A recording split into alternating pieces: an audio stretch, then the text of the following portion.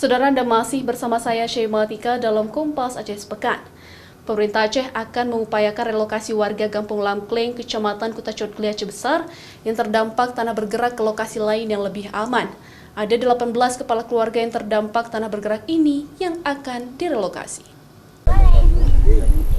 Gubernur Aceh dalam peninjauan langsung ke lokasi tanah bergerak di Kampung Lamkleng, Kecamatan Kutacot Gili Aceh Besar menyatakan 18 kepala keluarga yang tinggal di kawasan ini secepatnya akan direlokasi ke lahan lain yang aman. Kepada aparatur kampung, kecamatan hingga ke pemerintah Kabupaten Aceh Besar, Gubernur meminta untuk mencari skema pembangunan rumah bagi warga yang terdampak, agar para warga yang terdampak ini tidak terlalu lama tinggal di tenda pengungsian.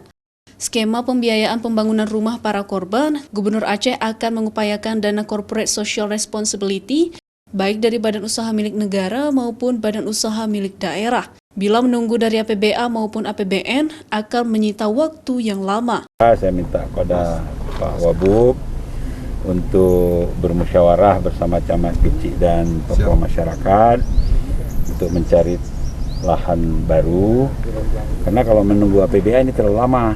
Nah, saya mohon masyarakat bersabar dulu. Yang jelas pemerintah provinsi, pemerintah kabupaten, kecamatan semua hadir bersama-sama kita, bersabar dulu. Kita akan terus pantau dan terus mengupayakan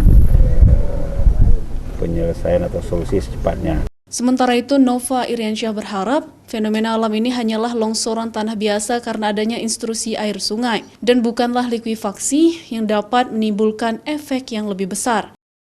Mustajab, Kompas TV, Aceh Besar.